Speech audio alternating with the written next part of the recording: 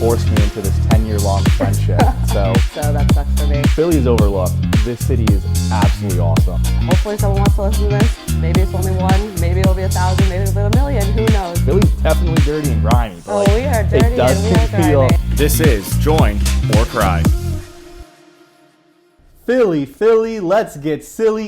EAGLES. Eagles with the absolute win. That's right, go Birds, Super Bowl bound, absolutely loving it. City is electric, everything is on fire, studio is warmed up, it is the cheesesteak chasing, chariot racing, Grant Horan, friends call me Ranch, so can you, and I am joined alongside the flamboyantly fabulous Philadelphia flirt, all spelt with a PH, Carly Potomac. Carly, what is top of mind?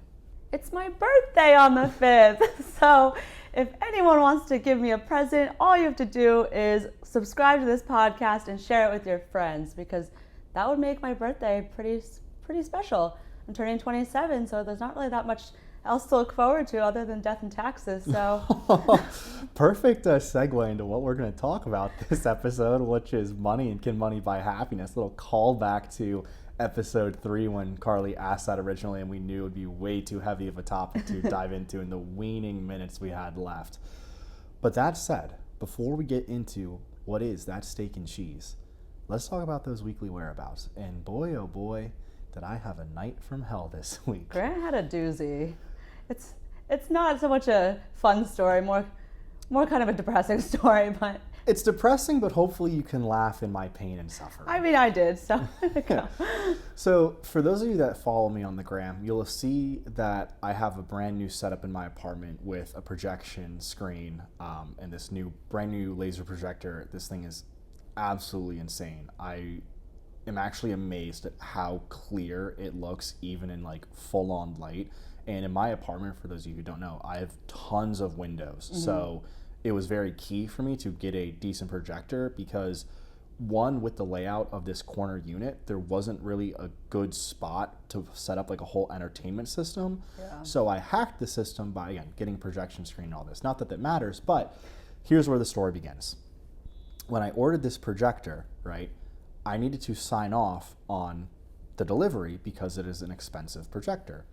However, the problem with living in an apartment building, right, is that the UPS driver can't call and say, hey, I'm delivering something. They just, quote unquote, try to deliver something and then say, oh, well, wasn't here, can't deliver it. Missed ya. And it's like, dude, are you serious? And the only other problem, too, is being that I've literally just moved into this apartment a month ago, I guess I'm still not in the call box system, so they could call up to my apartment and say, hey, like, have delivery. After this all ensued, I made sure to tell my management department, please add me to the damn call box so I can let people up and so I can sign off on this stuff. So that's where it begins. Now, because this couldn't be delivered, and I really didn't want to have this go back to Amazon, have to reorder it, go through that whole fiasco, which honestly may have been easier at this point than what actually happened. What ensued. The UPS told me, oh, you can just go pick it up at their facility down in South Philly. I thought, all right, whatever, 10-minute Uber, easy peasy, piece of cake. So I thought. He was wrong. I was wrong. So what happens is this. I'm getting ready, order an Uber. While I'm getting down to go to the Uber, I'm also speaking to a friend. In this haste to go down and make sure I get to the Uber without him complaining that I had him waiting on the busy street that I live on, I think in my mind that I grab my wallet and my keys, hop in the Uber, and head down 10 minutes. Get out of the Uber, and I, do the classic thing that every man does: phone, wallet, keys. I technically have a fourth, chapstick. Never leave home without that bad boy. But do the quadruple check, and right from the get-go, feel that my keys and wallet are not in my pocket. I'm like, oh crap, like my keys must have fell out of my pocket. I am dead ass 2 feet out of the Uber, like when I realized this. Like I had just turned around. And so I think, cool, like I'm just gonna turn right back around. Like I wave my hand like, hey, please do not go. I start chasing after his car as he's driving away. I'm like, how does this guy not see me? Like, waving like a lunatic. Granted, it was a little bit rainy, a little bit dark, but still, it's like, bro, I am 5 feet away from you, like, about to tap the car, like, hello, hello. Is anyone like, there? Come on. Doesn't see me. So I call up the Uber hotline to get connected with the driver for the lost item. I, again, do that literally right after I get out of the car. He picks up the phone. Hello. I'm like, hey, you just dropped me off. I think my phone and keys, or not my phone, my wallet and keys slid out of my pocket or on your back seat or like the back floor.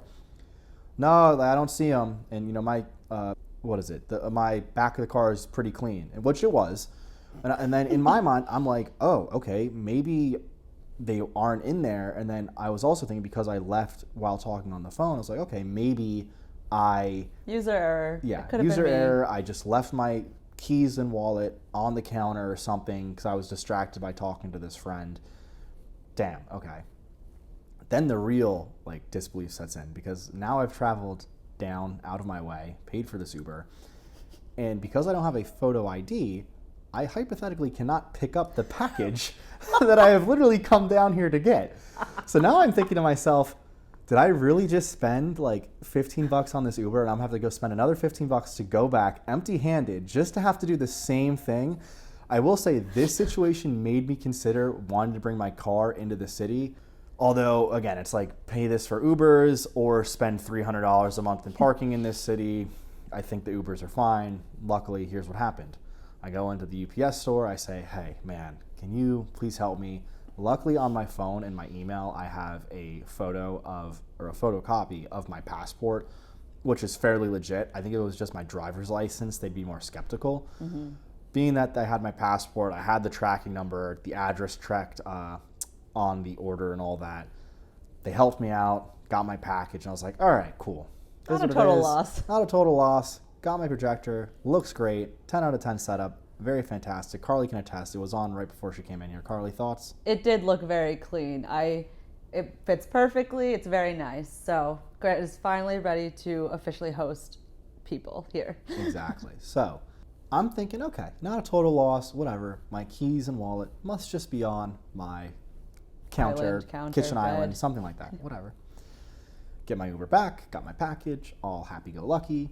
And then I get to my apartment, and what I realize is that because it is after 5 o'clock and my leasing office will not do lockouts after 5 o'clock, I'm a bit stranded now at this point. So I call them up and I say, hey, like, I know it's 6 o'clock, which again, it's only an hour removed. If this was like 8, 9, 10, would totally understand. But I'm like, it's 6 o'clock on a Wednesday, just help me out, right? Sorry, we don't do lockouts after 6 or after 5. Please, like, hey, like, again, you'd really be helping me out, doing me a favor. No, you're just going to have to call a locksmith. Okay, so call up a locksmith. I actually called up a couple locksmiths. Oh my God. Because the rates that I was getting for someone to just open a door. Did you Expedia the locksmiths of Philadelphia? No, Carly, the lowest one that I got was $120. People were quoting me, yeah, 180, 200. I'm like sitting there like, for you to open a door? Like, are you joking?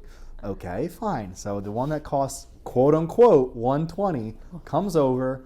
We get up to my apartment door, and this guy, I kid you not, takes 2 seconds. Oh, I'll try to pick it with a lock. Goes to like pick the lock. Oh, that's not going to work. I'm like, okay, you barely even tried. I mean, I guess you're the expert. I mean, I know very little about picking locks, so I couldn't sit there and be like yes or no. Also, the lock that I have is like one of those Bluetooth connected ones where this is where I'll admit I am a jackass. I could have avoided this entire situation if at the get-go when my management company let me in the building, I had just set up the Bluetooth thing to my phone. I know, I'm an idiot. This may have been a Carly moment for myself. I could have avoided it. C'est la vie. Such is life. You live and you learn. Point is, he's like, yeah, I can't do it. Takes out a drill. Drills just through the keyhole to open up the door. I walk in, look on my counter, on my table. Guess what isn't there? I'm going to go on a whim here and say it was your wallet and your keys that were not here. They are not there. So I'm now kind of freaking out. Like, how the heck am I going to even pay this guy? Luckily, I go up and I'm like, hey, so do you take Venmo? Because if you don't, I'm going to have to pay you in sexual favors. How do you feel about a blowjob? So luckily, he did take Venmo, thankfully. And here's where it gets interesting now. I go up, I'm like, yeah, 120, right? He's like, no, like with service and all that, it's 360.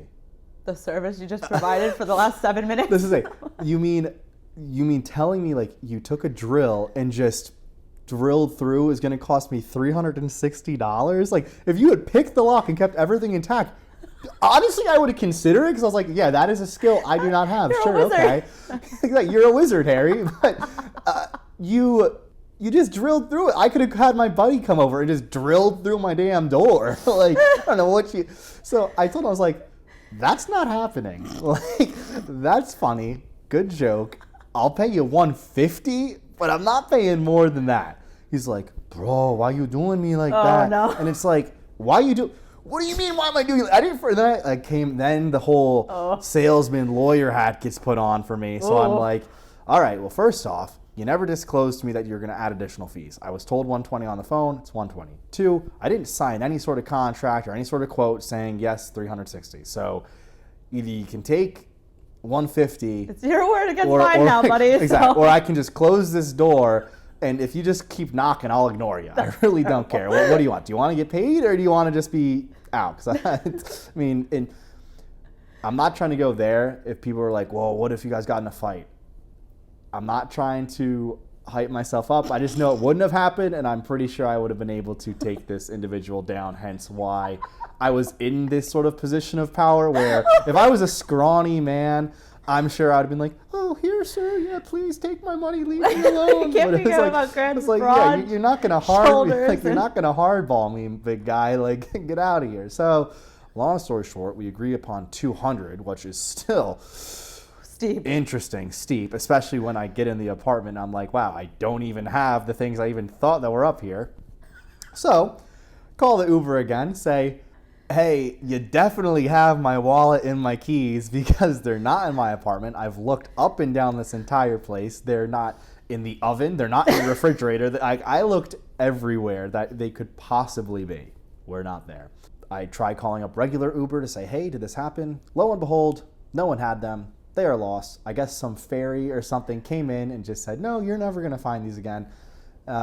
So there it is. That is my night from hell. I had to reorder all my cards and all that. They're all on the way. Luckily, the one saving grace is that the management company I do had made up for their lack of coming to do my keys the night of by just literally replacing all my keys the very next day, which was very nice. So. Oh, they didn't make you pay for it? No. Yeah. Oh, well, that's kind of nice. Yeah. Luckily, that's all squared away and nice. Kind of sucks that I have to get a new driver's license, new debit card, new credit cards, and all that other stuff. But sure. What are you going to do? Those were the weekly whereabouts. A little depressing, a little bit funny. Hope you enjoyed or had a laugh at my expense. Carly, let's get into the steak and cheese. Tell everyone what we're talking about today. Today we are talking about money and our relationships with money and just kind of, again, calling back to the episode 3. Again, if you haven't listened, go check that one out before you go ahead and watch this one. But we're just going to be talking about the debate we started earlier, whether money can buy happiness. And if you didn't listen to that episode, my stance, if in a yes or no answer, mine is yes and Grant's is no. So that's kind of what we're going to talk about today and just money in general. All right. So let's start with your relationship with money and what you mean by that. So clarify it and then we can dive into that part. Sure. So right before this, we kind of discussed a little bit about what we were going to talk about. And when I told Grant we were going to talk about our relationship with money, he didn't even know what that meant. So I didn't know that this was a foreign concept. And then when I was thinking about how I was going to describe it, I also am not coming up with a very good definition of what I mean by that. I've just heard it before. I was just more baffled when you're like, oh, your relationship with money? I'm like, well, I don't know. Like, do I take money out on dates? Like, it's almost like you call back to like last episode. It's like, I don't know, what is my relationship with money? Is it good? Is it bad? Like, do we love each other? I don't know. Well, I guess we'll find out. I love money, but does money here. love me? But yeah, so essentially kind of what I mean by that is just, do you think, in your opinion, do you have a good relationship with money or bad relationship with money? Do you think more in the mindset of money comes and goes, or do you think that you like to hoard all of your money, or do you think you like to save all your money, or do you like to spend all your money and be overly generous with everyone and, pay all the homeless people on the street? I don't certainly do that, but yeah, it's just kind of how you view money and the importance of it and like how much you value it and things of that nature. That's kind of what I mean by that. That makes a lot of sense, and I think you clarified it fairly well. No, thanks. I'll just give a fairly short answer because I feel like I spoke so much during the weekly whereabouts, and I think people want to hear your voice instead of mine for a little bit. When I was growing up, I was absolutely a spender. Now, part of this is just because I don't know if you've ever had those. I mean, I'm sure you have, like those Chipwich sandwiches, like the 2 cookies and stuff. Yes. And you get them at the school lunch.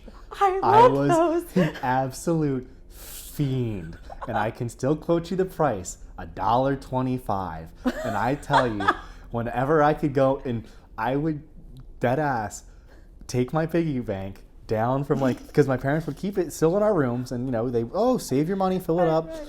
I would go in the morning and I would be no one's looking, just I would be as quiet as possible because if my parents heard, they knew I was taking money out. They're like, no, you have to save. Like, you got to save for a future to pay have for. a future. And I was like, nah, this Chipwich, baby. Like, take down the piggy bank. I slowly open it. I'm like shaking it out slowly, like each quarter, each nickel, each dime, so I can go get that 5 minutes of happiness during lunch at school. Like, I love them. And for people that know me too, I just love ice cream. It's probably my favorite dessert next to cheesecake. But point is, when I was young, I was that mentality that was like, money comes and goes, and nothing ain't gonna get between me and this Chipwich, baby. I was also, and this is probably one of the worst things I ever did, and I care to admit. Oh. I found some money in someone's wallet at school. This is like I found some money in someone's wallet inside of their pocket, and they were asleep. You know what? This is literally karma coming back to me from my wallet from this situation, right? This was the 3rd grade, and I found someone's lunch money in a little thing or whatever. I took out $1.25 because I was like, oh baby, money's finding me. I'm getting my Chipwich today. and then of course I returned the rest of it. I was trying to be like, oh, okay, good deed. Here's the change. And then they asked me, they're like, because then the individual got their wallet and they realized that $1.25 was missing, so then they couldn't get lunch. And they called me then. They're like, "Oh, did you take money from this?" As Grant has ice cream all over his face. And then me being the fiend I was back in the 3rd grade, I was like, nah, not me. I just returned it how I found it. I know, not one of my brighter moments. I have grown up since the 3rd grade, so please, if that ever happened again, trust me, I would do it. Like I said, karma's clearly bit me in the ass, making me pay $200 now for losing my wallet. Everybody watch your wallets around the cheesesteak chaser over here. Jeez, he's graduated from Chipwiches to cheesesteak. Yeah, exactly. But moral of the story, when I was young, definitely money in, money out kind of guy. But as I progressed up into high school, into college, I was like, all right, I really want to start saving money because I want bigger things. I want to have a great life. I think one of my big things too is now that I make a decent amount of money, right? Mm-hmm. I save for my potential future. Mm-hmm.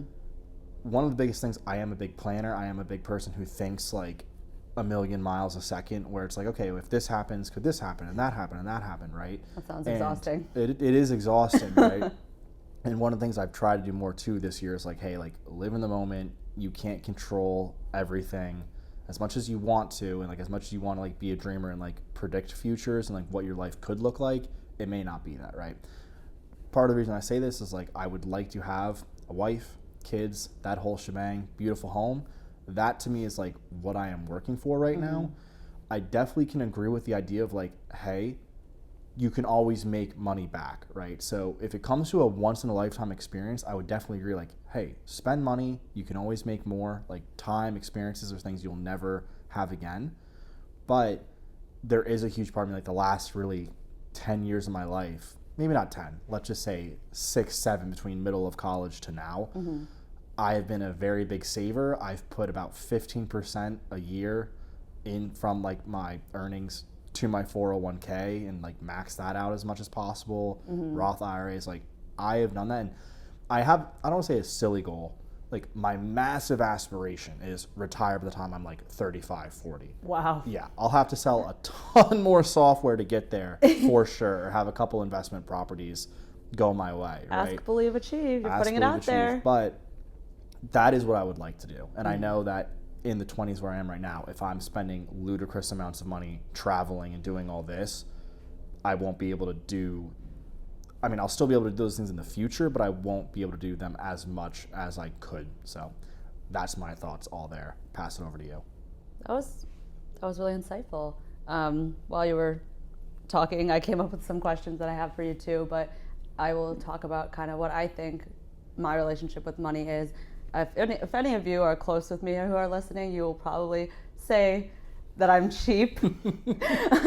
I was going to call myself frugal, but I can definitely be cheap. I don't think I'm as cheap when it comes to like my friends per se, but I am much more of a saver than a spender, and I've just always actually been like that. I didn't have this transition where I used to be a spender, now I'm a saver. I have just always been a cheap fuck. So this has just been me. I don't know if it's an Asian thing. My parents are white. I don't know where it came from. But yeah, I've just always like had a savings account since I was little. My parents kind of set me up quite nicely, and whenever I'd get birthday money, Christmas money, graduation, whatever it was, they made me put that money in a savings account in a federal credit union back at home. No less, not like a Capital One, not Bank of America, not whatever else. So I've been having that in the background of my life, and then my parents actually have been very overly generous when it came to money growing up. Like I had chores to do and everything, but I didn't necessarily, and you didn't talk about this, so you're more than welcome to after me, but I had responsibilities around the house. But would I get paid for them? Absolutely not. I don't really believe in paying children. This might be a whole nother topic that I didn't really plan on going into. We can talk about raising children and stuff. Actually, it's funny. I'm watching this series on Hulu. It's called The Parent Test. Oh, I've never seen it. It's actually decent.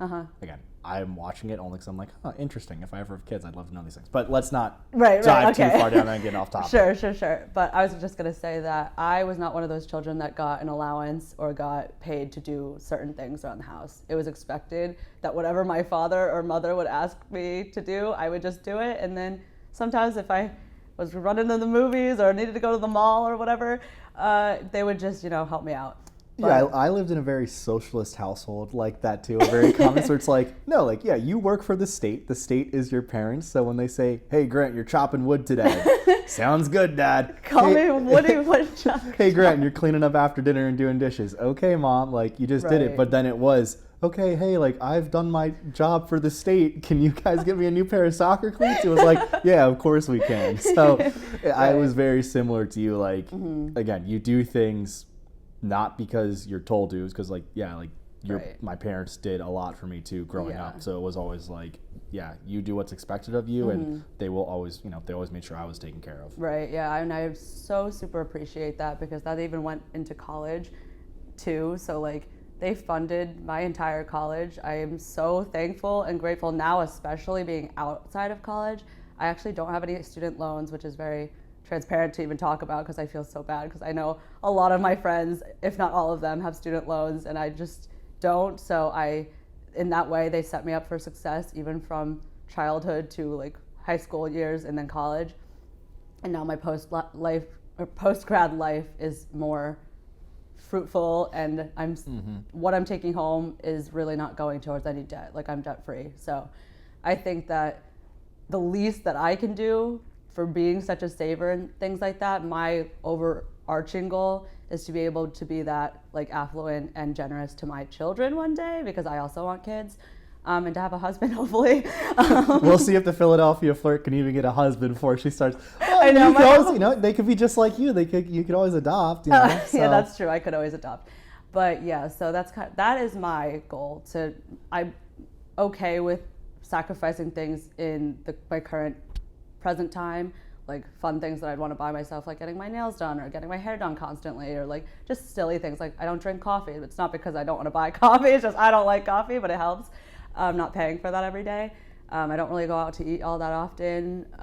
And then I only buy what I need. Like, I rarely go shopping just to like go shopping. I'd rather spend that money, or well, not even spend it, save it, because I know that I'm going to be hopefully setting myself up and my future family up for success if I just, hold back the things that maybe I want for like a week or so, that it's really not going to matter at the end of the day. Like, and also my Philly apartment is so small. There's only so much stuff I could put in there without looking like I'm a hoarder or something. So yeah, I'm very into saving money because, again, I do believe that money can buy happiness. So I'm willing to not spend as much right now so I can live comfortably later.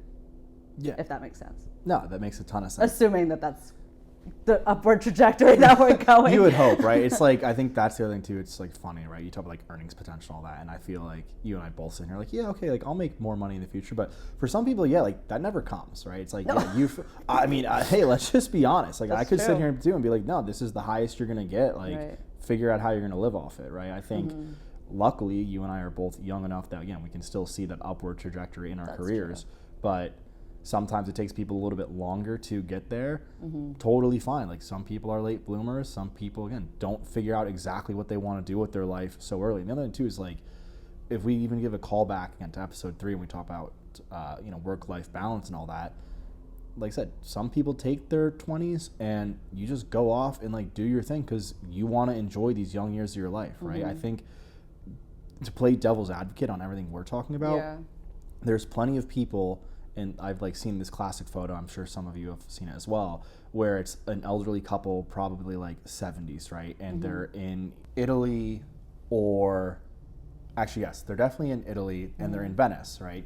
And they're in one of those, not gondolas, the canoe type things where the person pushes them around, right? And what's funny is in the photo, again, because they're so old, they're tired, and they're both just asleep on each other while the guy's putting through. Now, some people may say, yeah, it's romantic and cute, but other people are like, see, like when you travel later in life, you don't really get to enjoy the full experience and take it all in. So I can totally understand when people are young saying, cool, like I'm making good money, I want to spend it, I want to have all these experiences so I can tell my kids about them. And don't get me wrong, like there's definitely a way that you can manage all those things, but I think maybe I'm being a little too materialistic, or maybe I'm like over saving for, the future I plan on having. But to be quite honest, I'd rather over save than under save. Same. Long story short, I'm happy with the way I'm going about my relationship with money. I'm happy with how much I save because, yes, although I can't take it to the grave, because some people say, well, you can't take money to the grave. Yeah, but hopefully if I have children, I can pass it down. And worst case, again, if I don't have a wife, I don't have kids or anything like that, well, here comes Uncle Ranch, great Uncle Ranch, and pass it on to whoever my brothers and sisters. I could be in your will. That's fine, and then worst case, if none of that happens, well then one charity's getting real lucky and we'll put in some sort of scholarship or some sort of foundation in my name. Because yeah, it's not going to the grave, but I'll have something keeping me alive past then. Yeah, I agree with that. And that's a really good point. Audrey and I had actually just had this conversation like last night, because she is definitely more of a spender on experiences, more spontaneous, more of has a travel bug situation. And I'm like, well, we could just always like reel that trip in and keep it a domestic thing as opposed to international. And she just did not, just how we think about money is just so opposite. It's just funny. But my general rule is that I want to live below my means, because I'd rather have too much money saved than not enough, kind of what Grant just said. So yeah, I guess this would be a good little segment, or segue, not segment, to good segment, and then into the segue, which is redebating now. We're not really redebating, but really having the debate, which is, can money buy happiness? Carly, I'll let you go first. I still stand by my decision. I think that it does, because again, it's not directly buying you literal happiness, like the chemicals that create happiness, like serotonin and whatnot, but money does buy freedom. And I think that if you have one less thing to worry about, which is your finances, yes, you still have problems, but I'd rather have those problems than also have whatever those problems are, plus being stressed about money and the lack thereof, I guess. Because I just think that it's never a bad thing to have money. It can buy you really anything that you could possibly want, and then some. And if you don't get happiness out of spending money on yourself, you can spend it on other people or like donate it or whatever it is. So. Okay, so part of me, here's my rebuttal. Oh, are you changing your mind? No, my rebuttal, this is, me commenting on your opening argument here, which is you almost answered it yourself in saying that, like, oh, you don't truly think money can buy happiness because it can't give you serotonin and things like that, right? Mm-hmm. So to me, like, that literally answers the question, can money buy happiness? No, and that's why I stand by it, right? Because you look at people who are very well off, right? Mm-hmm. I'm going to reference Post Malone and like Mac Miller in this instance. They are both great artists. I mean, they're two artists I relate to a ton just because of things that they've gone through. I mean, rest in peace, Mac Miller. I'm hoping I don't go through that, right? But my point is that even when these guys had tons of money, right, stardom, fame, and all that, they both went through extensive depression, right? And like this mental state that even though you have all this money and all these things, and I agree with you, yes, does it definitely ease your lifestyle? Yes. Would I rather be, like you said, crying in a mansion than in a cardboard box? Absolutely. But that is why I'll definitely stand by money can't buy happiness, because, and I'm definitely gonna use Mac Miller as a prime example, because this is a guy who was adored by really everyone in that industry, right? Mm-hmm. Like, you could talk to any rapper and they would say, yeah, like, we like Mac. Like, he had no gripes, anything with anyone. Everyone, again, for more or less, loved him, except this one woman who didn't, who kind of broke his heart and really left him tattered. And I'm not going to say he didn't have his faults, right? Like, yes, did he use drugs? Did he do those things? Sure. My point is, though, is that this man had a ton of money. He had a lot of people around him, but all that money, it still wouldn't buy him happiness, right? It still wouldn't buy him that person he wanted to be with. So to me, yes, can money ease your situation? Can money make your lifestyle great? Absolutely. But I'll always stick by the fact that money can't buy you happiness, because, I just don't think it can, you can't buy someone, right? And if you truly love someone or something like that, then you might never be happy. Okay, my rebuttal to that is I'm really thinking about this. And you guys can vote at the end of this when we post on Instagram if you agree with Grant or agree with me. And maybe I'm just not arguing it very well because I'm not a lawyer over here. But I would say that, yes, all those things that you said are true. However, when I look at happiness, happiness is not ever going to be permanent. Like, it's impossible to always be happy. So you can be depressed and have not a lot of money. You can be depressed and have a lot of money. The money itself is not going to be the source. Exactly. However, so it can't buy happiness. However, also, if you're only kind of looking at the perspective of happiness being in another person, I don't necessarily agree with that either. Like, yes, this kind of goes away from the money situation. If you're putting your happiness in someone else, no, you're that's right. still you're not right. happiness within yourself. I don't know if I'm explaining this very well. No. You've opened up a new thing, and here's where I guess technically I can give you some wiggle room, because if we're really diving into this, and I hate to do this because it's a whole different topic, then, right? It's again so you open one can of worms, and now here's 5 more can of worms within it. Is you have to look at the definition of happiness. Right. If we look at I'm not going to pull up the dictionary definition, but happiness, obviously, is a chemical reaction in your brain from serotonin, dopamine, all those things, right? The reason I bring this up is because, when you lose something that provides you those chemical reactions, your happiness is fleeting then, right? This is, again, like you said, whether it's a person, whether it's a drug, whatever it is, and that is why people, again, chase these things, because it gives them that high, it gives them that chemical reaction. So here's where I'm saying you have that wiggle room, right? Is if someone has that relationship with money, where money is that quote unquote drug to them, yes, maybe I could say money buys happiness, right? Because I would be lying if I didn't say, when I make a sale and I know that commission check is going to hit my bank account, I wouldn't have a fat smile between these 2 ears. Oh. Right? Like, that's for sure. So I will concede a minor point that yes, Okay. hypothetically, I'll take money it. can buy happiness because if your relationship with money is like as a drug, like, oh my gosh, I Sure. can't get enough, like I need it, like that is where my happiness comes from. Fine, yeah, I'll give you the idea that money could buy happiness per se. I think that also with that, having money can buy resources such as I actually, again, we've talked about this, but I don't go to therapy. But for some people with mental health situations, therapy can help. But unfortunately, therapy is not free. So you're going to need to spend some true. money to get the help you need, We're saving a ton of money on therapy just I by know, doing because this is so free, and you guys are also getting some free entertainment / therapy. Hopefully this is giving you some type of benefit. I'd like to think your and my voices are very therapeutic for our listeners. On these fine Thursdays.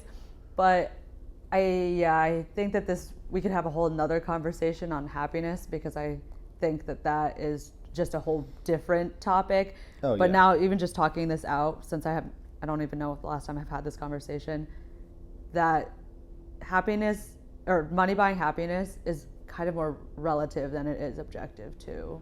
Oh, like yeah, we're exactly.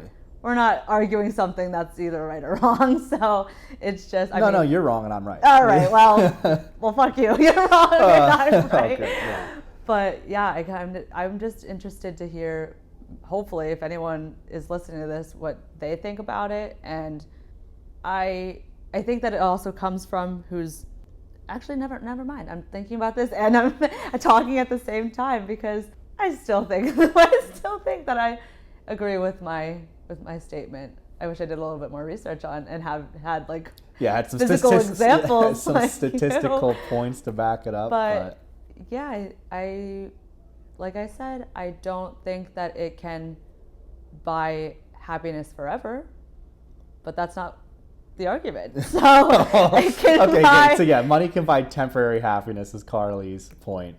I think that's what everyone knows when they hear this quote. It's not happiness forever and ever. That's impossible. Yes, okay, But- fine. I guess, I really But again, hate- I'm not going to concede this because, yes, I almost agree. But I think part of that, too, and again, whole different topic we can dive down. Like, that's the problem with doing these episodes and keeping them, like, around 45 minutes, right? Is that we talk about temporary happiness, and part of me is that human nature, like longing and desire and wanting more, right? Yeah. Because again, classic humans, it's winter. Oh, I can't wait till it's summer and it's so warm. Then you get to summer.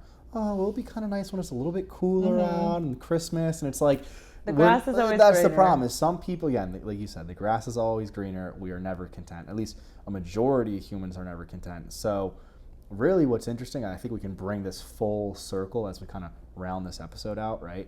Is that when it comes to spending money versus saving money, I think they do what is going to give you that happiness, right? Right.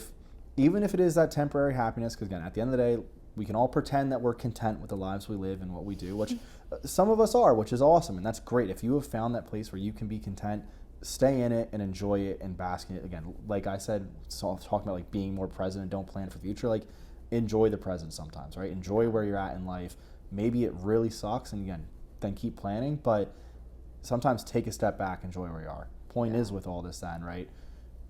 If that Chipwich is going to make you happy, spend that $1.25 and get that Chipwich, right? Like sometimes go ahead, spend a little bit of money, make that decision and just own it and enjoy that moment. Because yes, time is fleeting, things move on, money can be made again. So go out, enjoy your life, live it to the fullest, get those experiences. Don't bankrupt yourself. Right, yeah, that would make you sad. Don't go $50,000 in debt, but enjoy it nonetheless, especially if you are working hard. Again, call back again to episode 3. Work-life balance is a key, and if you're making money, it doesn't make sense just to save it all for a rainy day when sometimes you do need a break, you need to spend some money to have some fun, so go out and enjoy it. Yeah, and just to top that off, I just thought of another counter argument for myself. Oh, God. I read somewhere, I forget where, but I think after a certain amount of money, I think it's like $75,000 a year, your happiness levels don't actually Increase that increase. much. I'm not sure if anyone else has heard this, but I just thought of it when we were talking, which is I shouldn't have brought that up. Yeah, because now you're telling me like, oh, so you make this much money now, but if I was a millionaire, I wouldn't even be that much happier. Well, great, that sucks. What am I even doing with my life? I'm always here to brighten everyone's day. But yeah, I agree with Grant. I'm not saying that you should be a hoarder of all your money and be cheap all the time. I think that it's very important, especially after reading The Secret. They have a whole section about money, to just have an abundant mindset about it. Because if you think that there's not enough pie to go around per se, you're never going to find money. Like I always find that at least my friends that complain the most about having all these money problems and everything, they just have a very constricted thought about like, oh, there's just not enough. Like I keep living paycheck to paycheck, blah, blah, blah. But that's not necessarily the case. I've actually manifested some money for myself, and it's just having that open, like I am healthy, I am happy, I'm wealthy, like money finds me everywhere, that type of thing. Just like, no, literally, I have said these things to myself, and then mysteriously money has come to me. And also the more you give, you get back like 10 times more. So if you're just holding really on tight to your money and just being very selfish with it, the universe kind of feels that. And then I felt like when I was more generous with my money than I usually was, I actually did see a return, and it was kind of crazy. So that's all I'll say on that. But yeah, totally agree with that. Final thoughts are this, because unless you have anything else you want to say. No, I think that's about it. I think this was a solid episode. I think we had some good points. So here's what I'm going to say as the final thoughts. I'm going to take over for you. Go ahead, follow us, like us on Spotify and Apple Podcasts. Give us a rating if you haven't already. Add in a little bit of notes. Give a big fat 5-star review. Subscribe to the YouTube if you do want to watch the videos. Doesn't really matter to us, give or take. You're just looking at our logo for 45 minutes. But most importantly, follow us on the gram. Send us questions. Send us some questions of the week. And as always, join us next week when you either join or cry.